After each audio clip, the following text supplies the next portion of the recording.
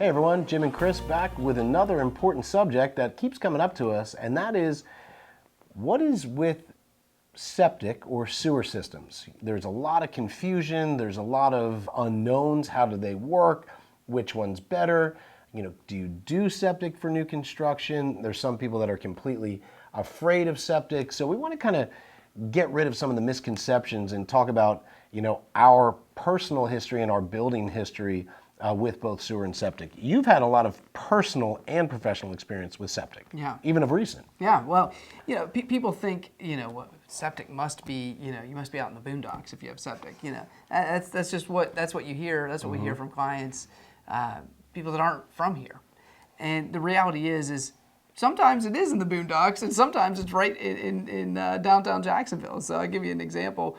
I had a house near the farm in Umatilla, which is out there in the boondocks. Beautiful ranch area, though. Yeah, it was great. Loved it. Great house, wonderful area on septic. Lived there for 7 years, no problem. Then we moved the horses. My wife's a horse person, for those of you who don't know. Moved the horses back up to Jacksonville, boarding them at another boarding facility, so we don't live on the farm. And we wanted to buy a house closer into town. So I bought a house in the Ortega area of Jacksonville, which if you know Jacksonville, it's very close in town. Very nice area, too. In Florida, septic is not considered for homes only out in the outskirt areas. It's very common throughout Florida. And it's actually, interestingly enough, heavily regulated. So you might not know, but each one of these septic systems has to be engineered by an engineer that then has to be submitted to the Florida Environmental Protection Agency, so the FDEP. Yeah, and 1/3 of all houses in Florida are on septic. Yeah. And I think that's a big misconception that I've seen, coming from the Northeast. They're like, what the heck is septic? That sounds like something that'd be in a mobile home park or something, not for houses. And nothing can be further from the truth. What we learned too, one of our jobs with septic is to get you guys in with the best pricing and the best strategies for cash flowing, long-term growth, generational wealth. And septic has gotten us into so many areas that sewer could not, where there's a high amount of desirability, where if you tried to run sewer into that area, the impact fees in that would be so much higher, and with the same result, really, and sometimes a worse result, that the pricing would have gone up so high, your properties wouldn't have made sense, nor would they have cash flowed. And obviously, that's not going to work for us. But I think, Chris, there's a big misunderstanding about how septic even works. Yeah. Well, it goes back to one of the things that we were just discussing, which is how they're initially engineered, designed, and permitted.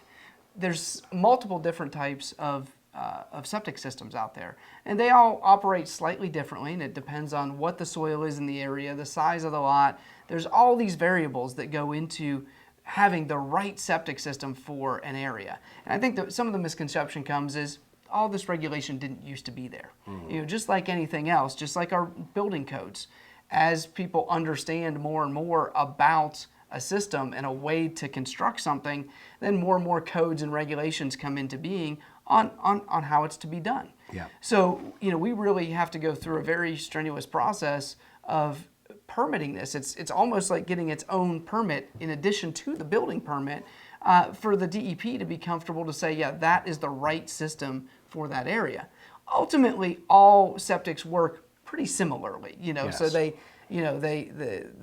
waste goes into a tank that is broken down by microbes in the tank, and then the essentially water portion of the waste rises to the top and goes out into a drain field. Yes. And in today's world, these drain fields are very big. In the olden times, you might have a small drain field that, if you added a bathroom to a house or something to that effect, okay, as homes got modernized and they got bigger and they added all these bathrooms and showers, and they were already small septic systems to begin with, right, those 1950 septics, they aren't going to handle that. They didn't work. But the septics today are many, many times larger drain fields than those. So, at the end of the day, it comes down to, long-term maintenance of it. And the long-term maintenance of it's pretty simple. You have the things pumped every 3 to 5 years, and or if it's one of the more sophisticated systems, you have an inspection, an annual inspection. And through those, which are relatively inexpensive. I mean, I had my septic tank pumped recently, and it was $250. I was about to say, so that's an important thing. People think, oh, how much is it every few years? It's going to be thousands of dollars. No, just a few $100s. And exactly. And so, and ultimately, that needs to be done to make sure that if their solids aren't being broken down, that they're able to be extracted. But ultimately, it's a pretty simple process. There's not a lot of mechanical moving parts to it, and it saves a lot of money on the sewer bill as well.